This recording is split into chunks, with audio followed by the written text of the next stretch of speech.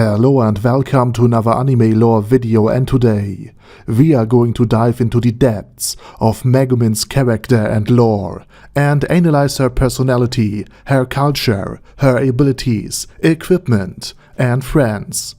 Also, a big spoiler warning goes out for Konosuba and its spin-offs. Now with that said, let's dive into the first topic and get some base information on the adorable Arc Wizard.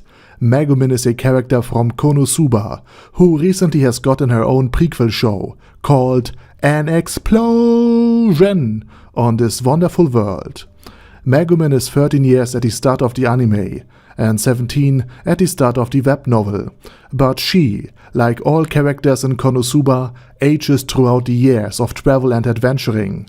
The same goes for Megumin's initial height of 4'11", or 147 centimeters.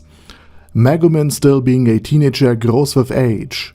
By the way, Kazuma is also quite short by Western standards, only standing at 5'5", or 165 centimeters tall, though again, he's also still growing. But in case of Megumin, her smaller frame is also the result of malnourishment throughout her childhood.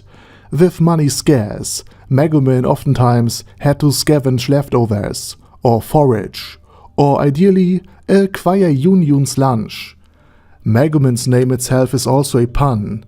There's the Japanese name of Megumi, and Megumin is oftentimes a nickname given to them, because Megumin means blessing, which is also a reference to the title of the show, because Konosuba actually means a blessing on this wonderful world if written out. But not only her name, Megumin herself has also quite the interesting background, because she's a crimson demon, a nearly perfectly human-looking humanoid that was created by another isekai adventurer, together with her entire species. This also gifted her with three very notable things. The first is her appearance, for like all crimson demons, Megumin has light brown hair and a pair of red glowing eyes that will actually glow whenever she is excited or animated.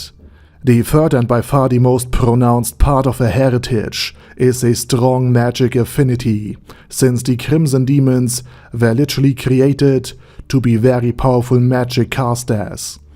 And lastly, we also have to address Megumin's personality and the Chunibyo behavior that she displays. Chunibyo, by the way, means 8th grader syndrome, and it is defined as a bunch of grandiose delusions, self-exaggeration, and a tendency for overdramatic acting. And while this is seen as odd, awkward, and embarrassing by almost anyone, including the Chunibyo when he ages a year or two, in Megumin's case, it's not her being a Chunibyo, but her being cultured. For being a Chunibyo is part of the culture of the Crimson Demons, as in acting like a Chunibyo is actually part of the school's curriculum. Go watch the Megumin spin-off anime for more information on that subject. So from her own culture's perspective, Megumin does act completely normal. In fact, the timid and demure Yunyun is the one who stands out from Megumin's perspective. Though, and this also has to be said, while being a Chunibyo is also part of her personality, Megumin is keenly aware that it is also an act, or at least an exaggeration, and in private, she is also a lot less overdramatic and can also be quite calm, reasonable, and cunning. For Megumin has quite the high intelligence, which also means that the Crimson Demon is keenly aware how limiting it is to invest all of her points into explosion alone. It's something that she wants to do, because explosions are very dear to her, and she is obsessed with them. And Megumin even acknowledges that her obsession is limiting, and even offered to learn advanced magic at the end of the Konosuba movie, though she couldn't bring herself to do it, hence why she has handed Kazuma her adventurer card to level up for her. Though Kazuma, being an actual decent guy, just buffed her explosion spell instead, stating that he didn't want an advanced magic caster, but that he wanted Megumin. So while Megumin was willing to sacrifice her happiness for the sake of others, Kazuma was willing to sacrifice her usefulness for Megumin's happiness. And all of this has ultimately led to a very happy ending for both of them, though I won't spoil Konosuba's ending in this video here. Instead, let's talk about Megumin's most defining feature, her essentially being a Voltorb, the explosion. Megumin has focused all of her magical talent points, aptitude, levels, and gear into being able to cast the greatest and most powerful explosion possible. And Megumin's explosions are already extremely powerful at the very start of the series, and only grew significantly more potent as the story progresses. For my Overlord enjoyers, Megumin's explosions should be roughly the same strength as Ainz Ulgun's strongest super tier magic, Fallen Down, although Megumin can shorten the casting time of her spell dramatically, and she is also able to silent cast it, as well as being able to cover a wider area, while Ainz in contrast needs 60 seconds or a whole minute to fire the spell up, or he just spends a cash shop item. And Megumin's spell grew even more potent, likely eventually surpassing even Ulberdalain Oddle's Grand Catastrophe. Megumin's entire being is focused on bringing forth the most powerful, most damaging attack. It is what she lives for, what defines her.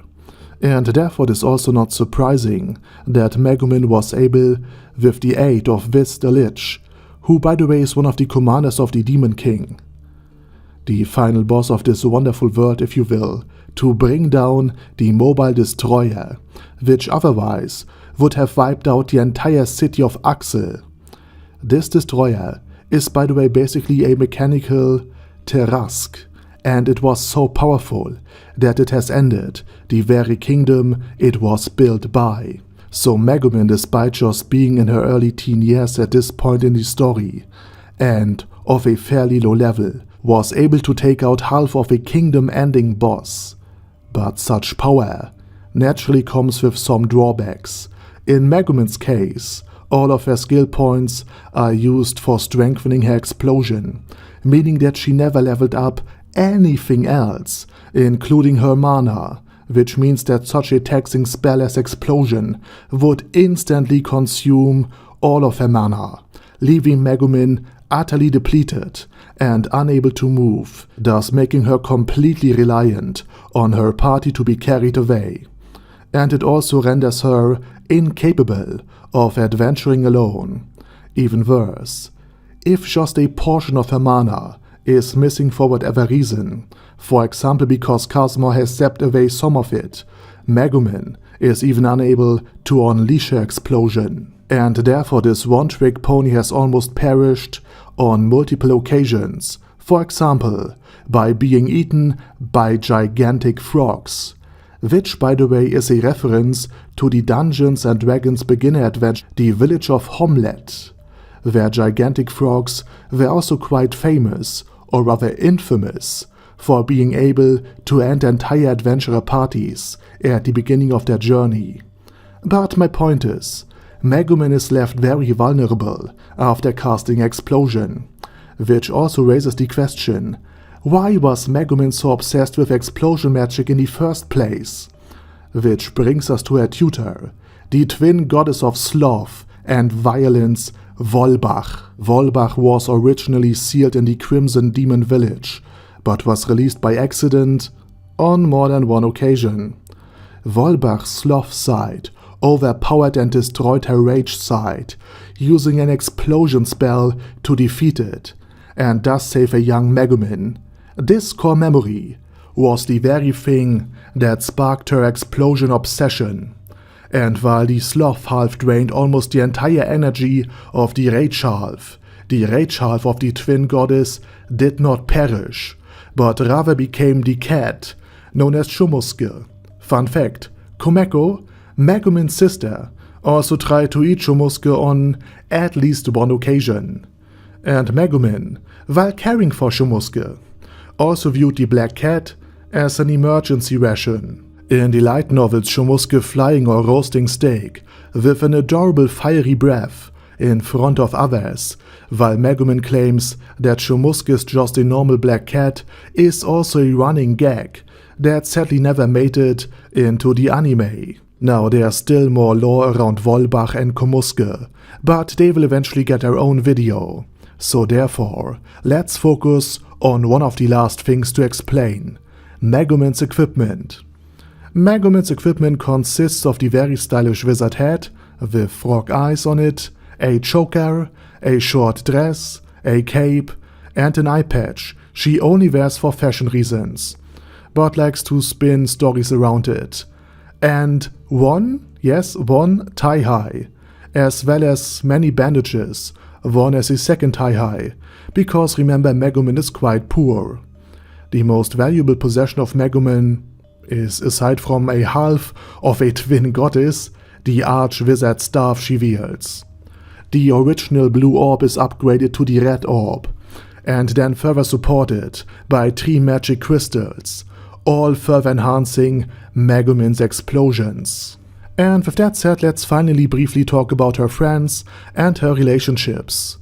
Megumin is friends with Aqua and Darkness, half friend, half rival with Yunyun. She has still some acquaintances in her home village. She has a mother named Yuyu and a father named Yuzaburu, and while both her parents, her sister, and none in her village have a last name, Megumin will eventually be called Satoo, for she has entered a romantic relationship with Kazuma much later in the light novel when both were older. Satoo is, by the way, Kazuma's last name. And with that said, I pretty much explained everything that we know about Megumin. Did I miss something?